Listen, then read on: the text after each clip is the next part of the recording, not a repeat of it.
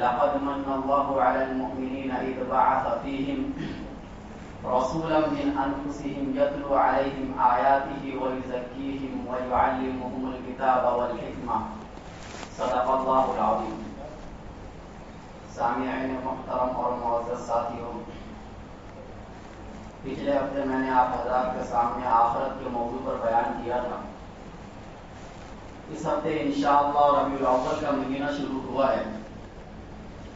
اس تعلق سے کیا صحیح ہے کیا غلط ہے یہ بھی آپ حضرات کے سامنے بیان کر دوں، تاکہ جو صحیح علم ہے قرآن اور حدیث کے اندر وہ آپ تک پہنچ جائے. اور میں جو کچھ بیان کروں گا انشاءاللہ قرآن اور حدیث کی روشنی میں بیان کروں گا، اپنی طرف سے کوئی بھی بات نہیں ہوگی.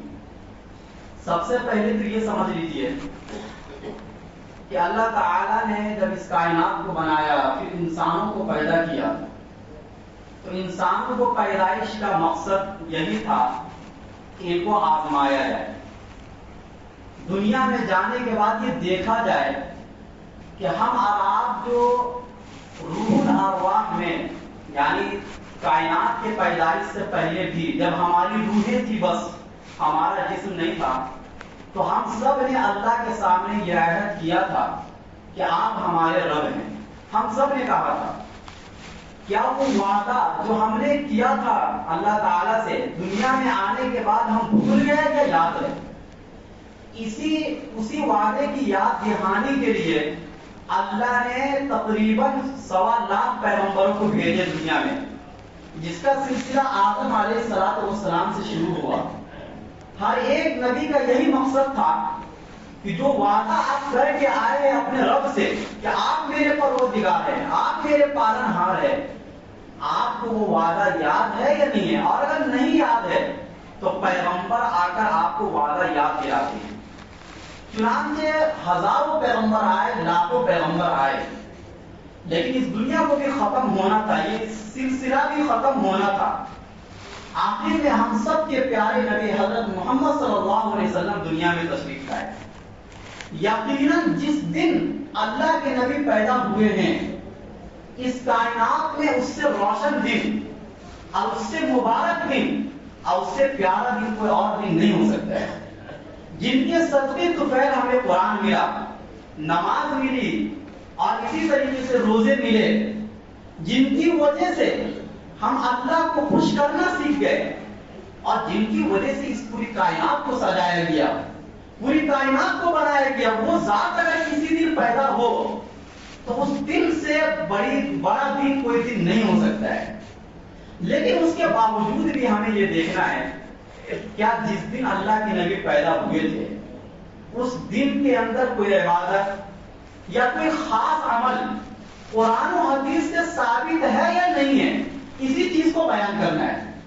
چنانچہ جب اللہ کے نبی صلی اللہ علیہ وسلم پیدا ہوئے اس دنیا کے اندر، تو اللہ نے قرآن کریم میں بیان کیا کہ اس امت پر میں نے سب سے بڑا احسان کیا ہے نبی کو بھیج کر. ویسے تو پوری کائنات کو اللہ نے بنایا، زمین بنائے، آسمان بنائے، اتنی بڑی بڑی مخلوقات کو اللہ نے پیدا کر دیا، لیکن ان مخلوقات کو پیدا کرنے کے بعد اللہ تعالیٰ نے قرآن کریم میں یہ نہیں کہا کہ یہ میرا احسان ہے. لیکن جب اللہ تعالیٰ نے اپنے پیارے پیغمبر کو اس کائنات میں بھیجا تو اس وقت اللہ کے نبی اللہ نے کہا قرآن پاک میں یہ میرا احسان ہے.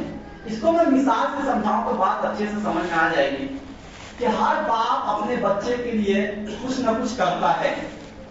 چنانچہ کوئی باپ اپنے بچے کو ڈاکٹر بناتا ہے، کوئی انجینئر بناتا ہے، کوئی عالم اور حافظ بناتا ہے، کوئی بہت مالدار بنا دیتا ہے، بزنس مین بنا دیتا ہے. ہر ایک اپنے اپنے اعتبار سے محنت کرتا ہے. ہر باپ کو اپنی اولاد سے محبت ہوتی ہے اور ہر باپ یہ چاہتا ہے کہ میرا بچہ آگے بڑھے.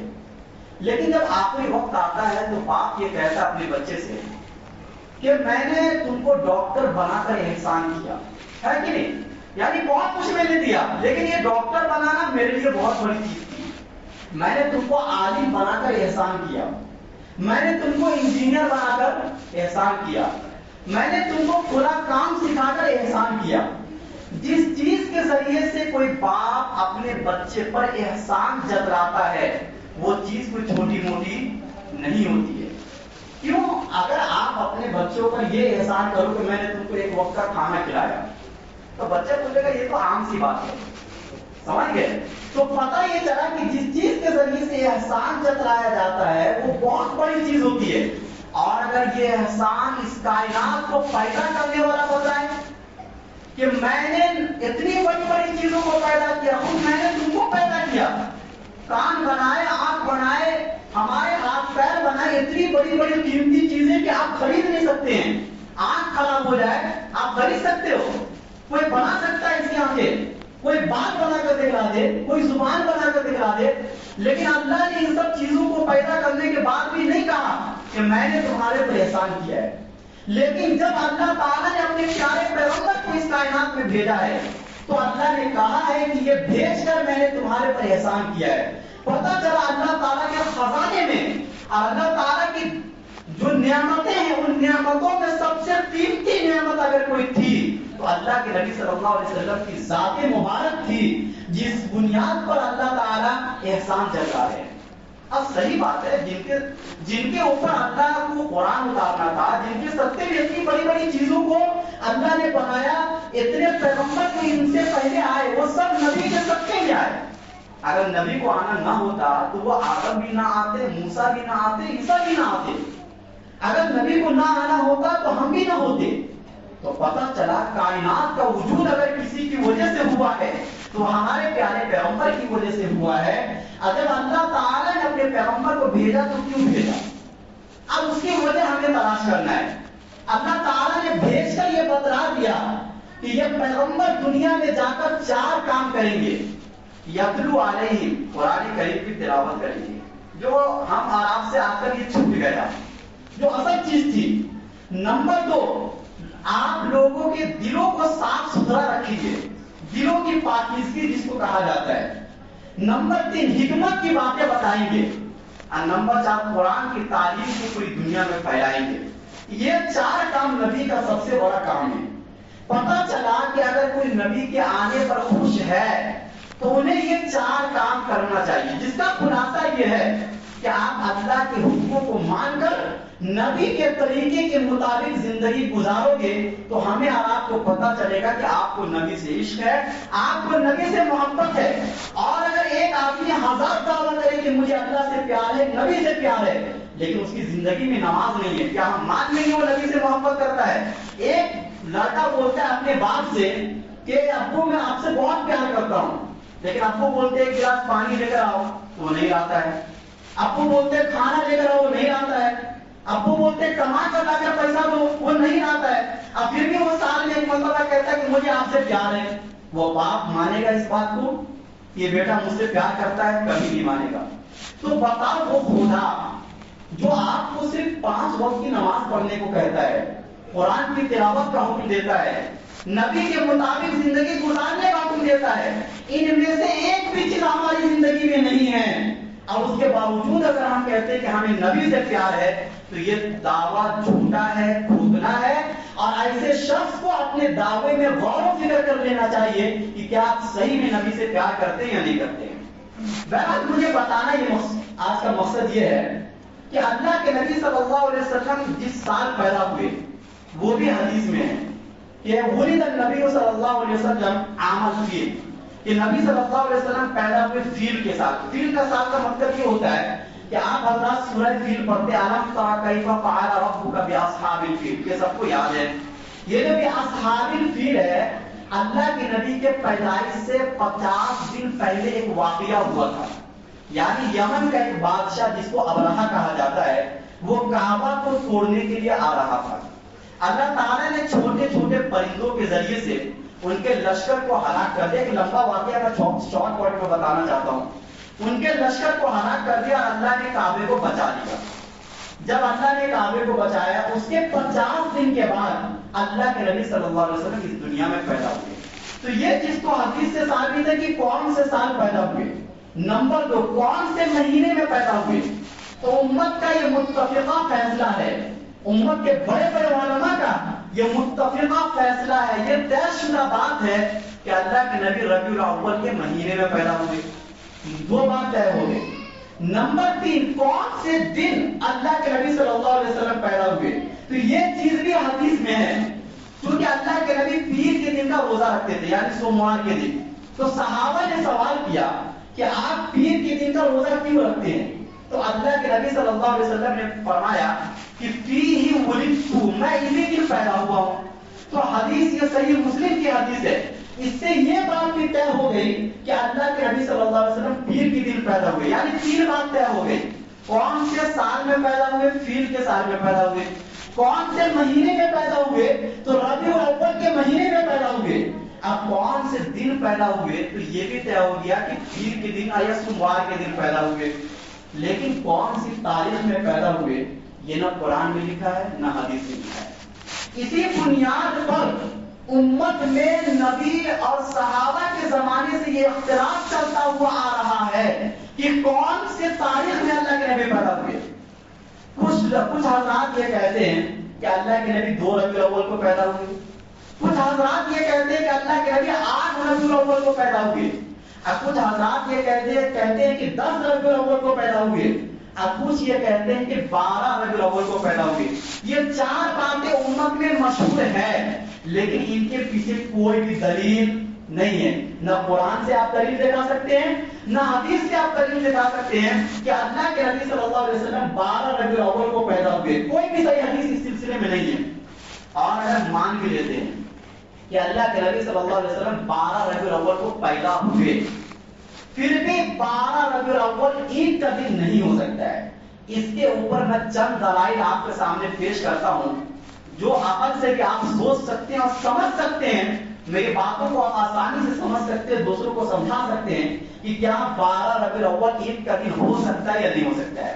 سب سے پہلی بات، عید کے دن جو ہوتے ہیں، ہم جو عید الفطر مناتے ہیں یا عید الاضحیٰ مناتے ہیں سال میں 2 دن، یعنی رمضان کے بعد جو عید اور بقرعید جو مناتے ہیں، اس دن کے کچھ احکام ہیں حدیث کے اندر کہ بھائی اچھے کپڑے پہنو، خوشبو لگاؤ، اور اسی طریقے سے کچھ کھا کے جاؤ، ایک راستے سے جاؤ دوسرے راستے سے آؤ۔ یہ سب احکام آپ کو ملیں گے، عید الفطر کے دن کے بھی ملیں گے اور عید الاضحیٰ کے دن کے بھی ملیں گے، لیکن عید میلاد النبی 12 ربیع الاول کو کوئی ایسا کپڑا آپ کو پہننا ہے یا نہانا ہے یا نہیں نہانا ہے، کیا آپ کو پڑھنا ہے، کچھ کرنا ہے یا نہیں کرنا ہے، اس سلسلے میں حدیث میں کچھ نہیں آتا ہے۔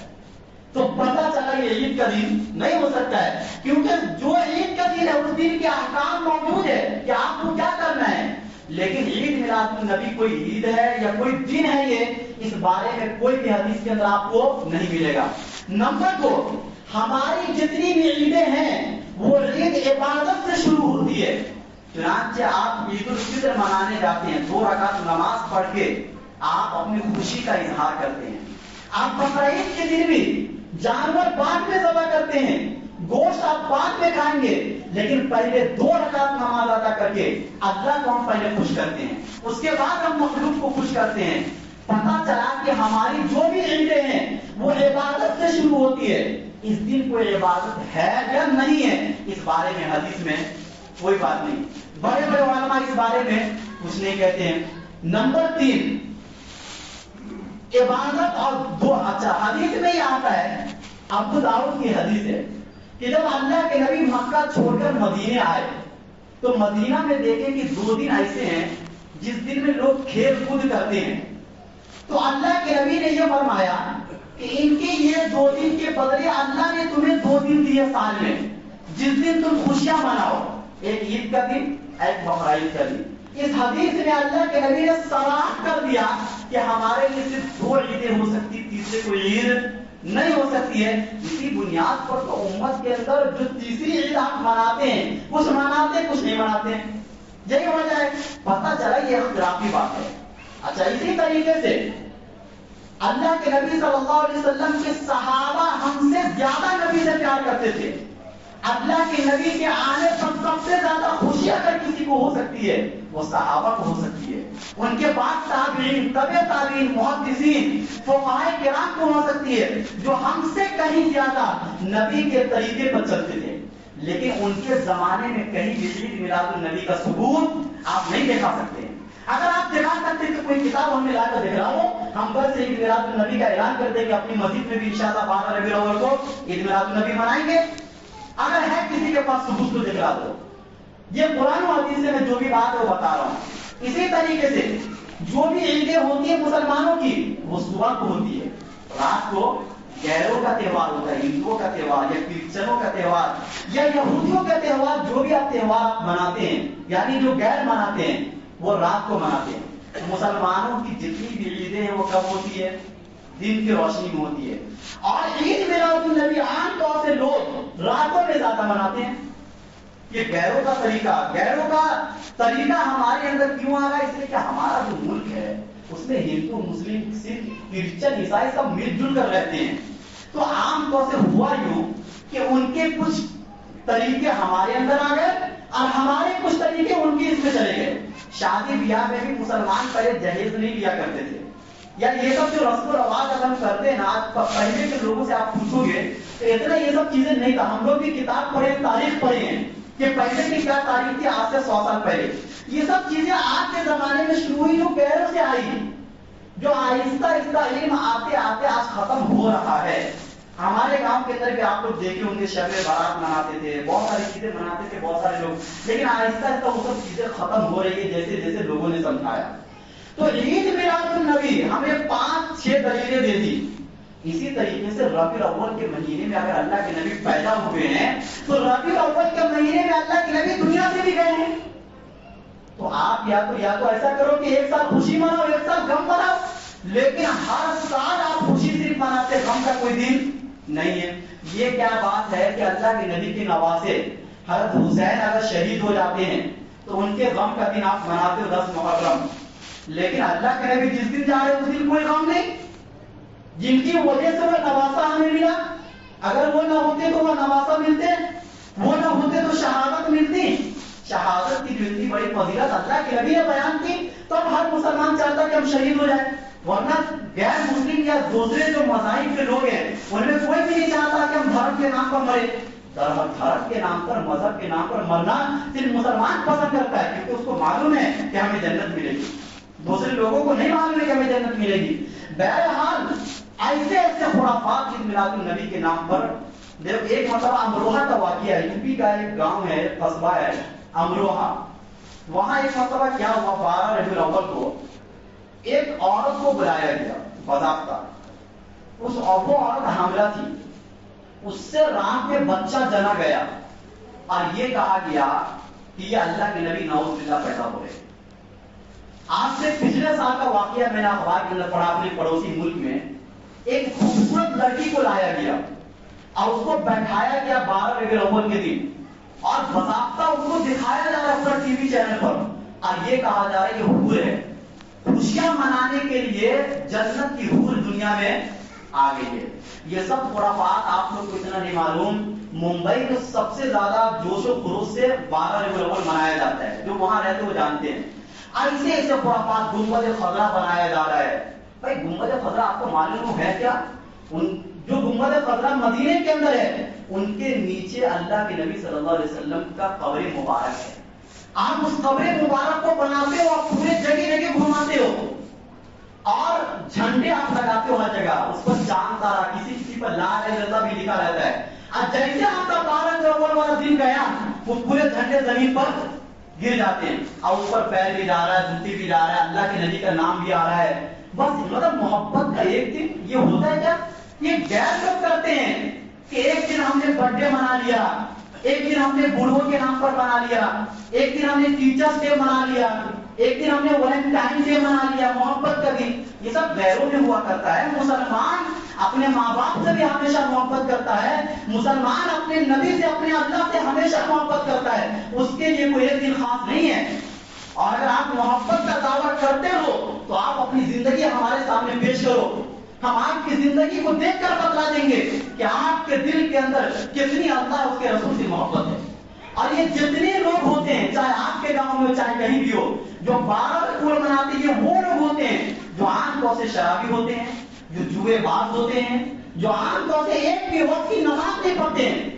آپ جا کے دیکھ لو جو لوگ مناتے ہیں، آپ ان کے چہرے کو دیکھو، شیطان والا چہرہ ہوتا ہے.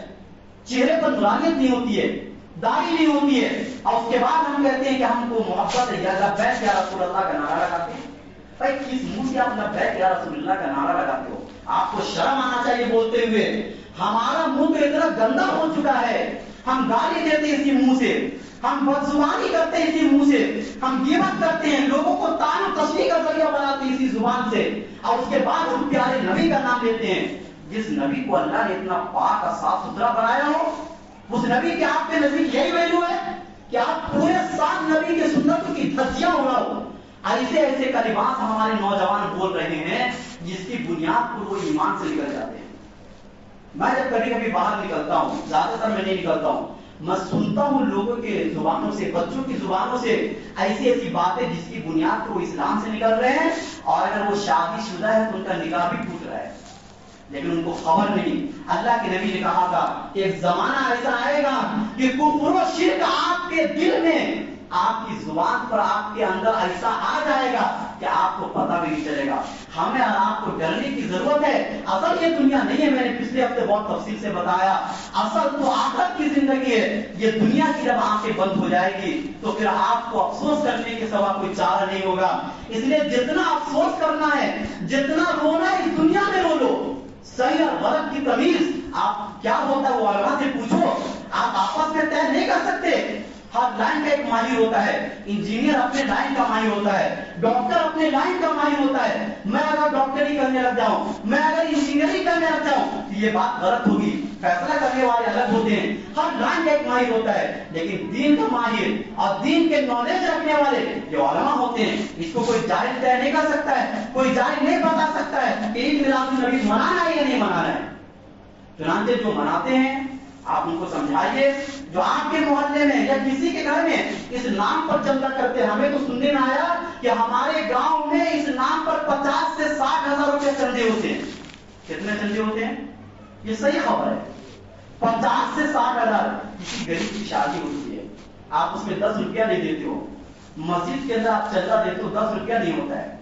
ہفتے میں ایک دن آپ سے چندہ وصولا جاتا ہے، 50 روپیہ نکالتے ہو، گن کر نکالتے ہو. لیکن یہ 12 ربیع الاول کے نام پر جس کا قرآن میں کوئی ثبوت نہیں، حدیث میں کوئی ثبوت نہیں، یہ خرافات کرنے کے لیے آج کل تو نوجوان کو عبادت میں مزہ نہیں آتا ہے. آج کل تو نوجوانوں کو یہی سب کام کرنے میں مزہ آتا ہے. اب لیبل کیا لگایا؟ یہ عبادت کا. لیبل کیا لگایا؟ اسلام کا. محرم کے دن اللہ کے نبی کا اصل کام تھا روزہ رکھنا، لیکن آپ نے اسلام کے نام پر لاٹھی بھی بھاجا، تلوار بھی چلائی.